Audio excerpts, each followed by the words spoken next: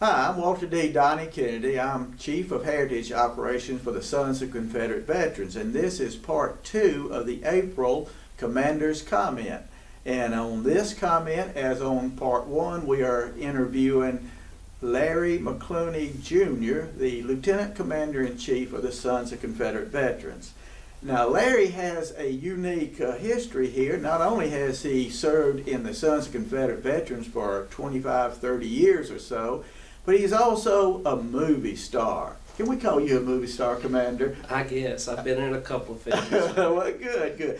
Well, I'm really interested in Commander McClooney telling us about the movie or the video that you were in about Hope Collier.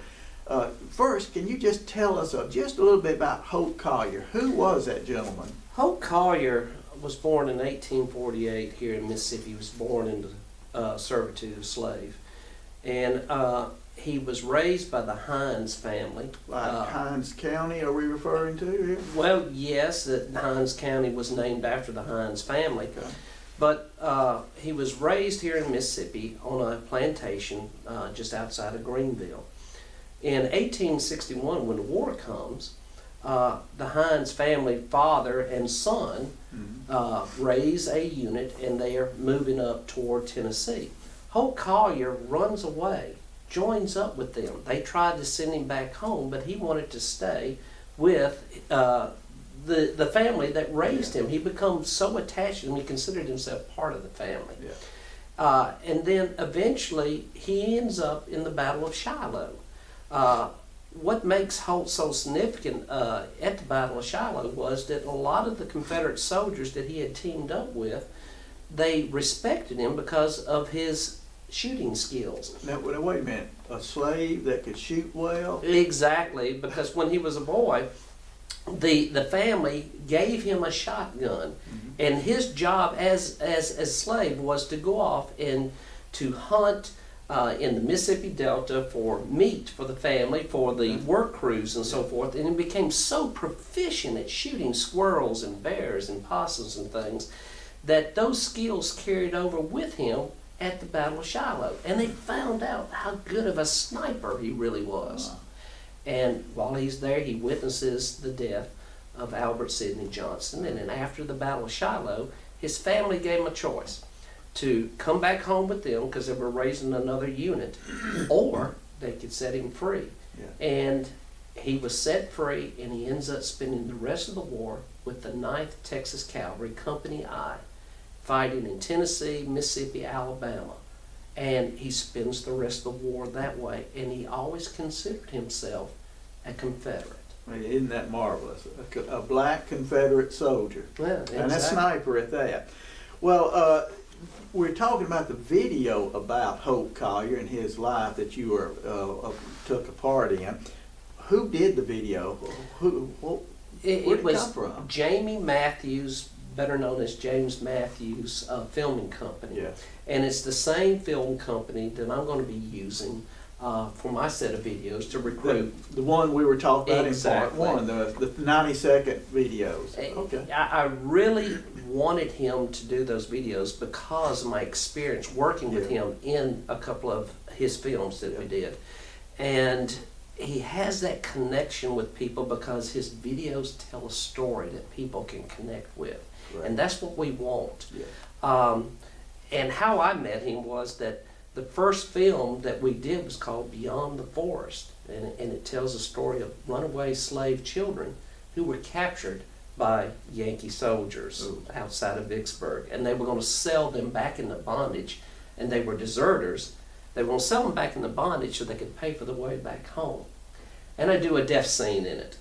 The second video with Holt Collier, I do a death scene as Albert Sidney Johnston. So I guess he likes the way I die. Yeah, you die very well. Yeah, that's evidently. So now, did you play the part of Albert Sidney? I played the part of Albert Sidney Johnston in that video of Holt Collier. Well, I didn't recognize you. Yeah. Well, that's great. Well, I'm glad to hear that. I know we have that video on our Make Dixie Great Again website here. Who else published that video? Well, it was done for the Mississippi bicentennial. Yeah. And that film is put out there so that people can learn a little bit more about Mississippi's history, Mississippi's past. It's picked up a lot of attention, but right now it's controlled by Matthews Company, which he said anybody can put that on their website or anything like that for free as long as they're not making profit from it. Boy, that is absolutely marvelous. Now, Hope Collier he and Theodore Roosevelt have a connection.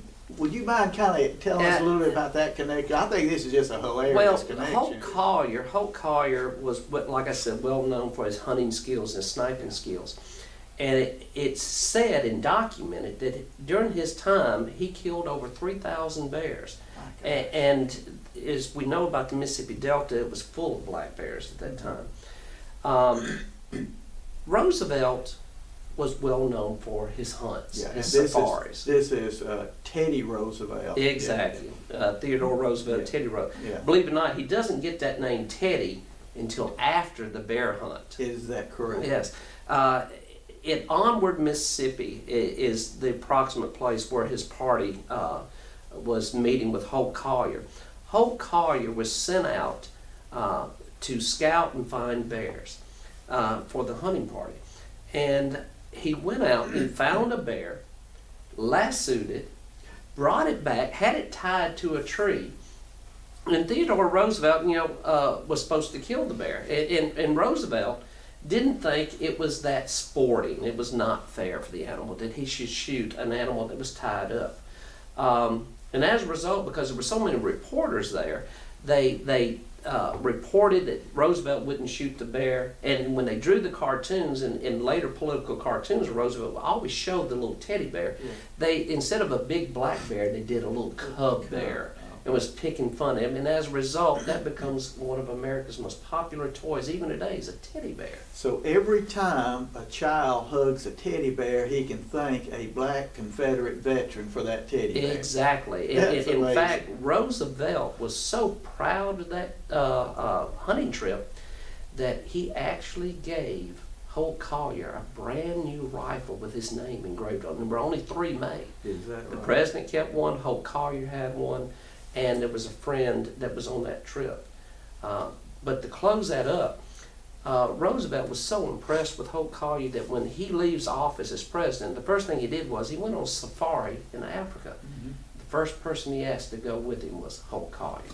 Did he go? No, he says, who's going to stay home and take care of my dogs? So he decided to stay home and take care of his dogs and let the president go on without him. Well, Hope Collier is an amazing man, but that tells us a lot about the relationship between the African American and Southerners in general. The very idea that he learned to shoot a weapon. And here in Mississippi, in Washington County, there's a John Harris, a black representative who during Reconstruction he was a Confederate veteran who also served in the Mississippi legislature. He could read, write, he could handle weapons. I'm thinking about William Johnston down in Natchez, a freedman of color before the war. He was a great hunter. He had weapons. He owned plantations, owned slaves.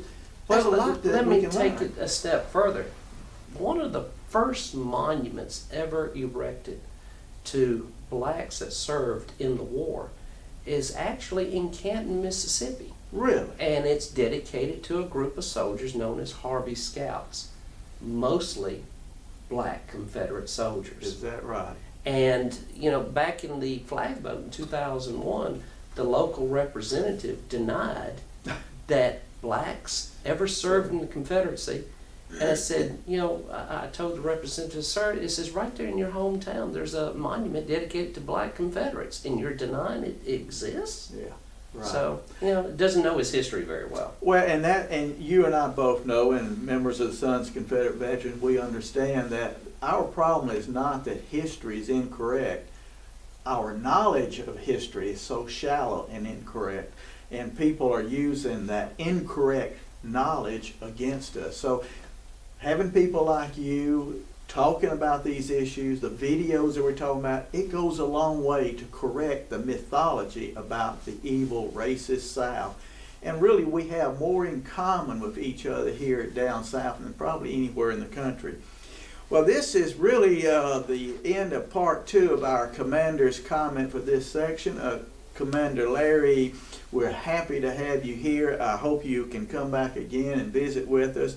Larry McClooney Jr., Lieutenant Commander-in-Chief of the Sons of Confederate Veterans, and it's been an honor to have you with us, sir. Thank you, Donnie. Friends, it's time for everyone who loves liberty, which is freedom linked to morality, to join the Southern Victory Campaign to make Dixie great again. To achieve victory, though, we need the help of God-fearing people, regardless of their race. The neo-Marxists want to divide Americans along racial lines. It's a well-documented plan they hatched long ago, and sadly it's been successful.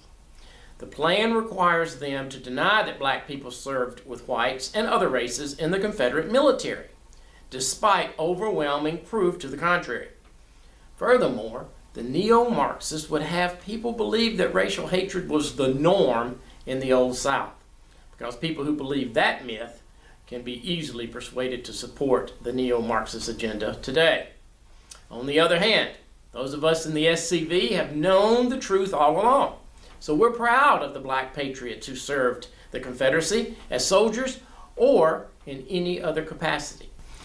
We extend a special invitation to our black friends whose ancestors served in the Confederate military or who stayed at home to take care of the farms and families of the soldiers who went off to war.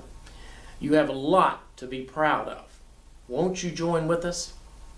At the SCV, we're creating campaign tools for you and your organizations to use in the Southern Victory Campaign to make Dixie great again. Those tools are being placed at MakeDixieGreatAgain.org. If you don't use those tools, we've wasted our time and our money. Please put the campaign tools to work in your local communities. If you need help, visit the local support section at MakeDixieGreatAgain.org. The cause of the South has become the cause of all God-fearing people who love liberty. Now, like I said last video, April is Confederate Heritage Month, so go out and celebrate. Until next time, I'm S. Ross Aldridge. Have a Dixie Day.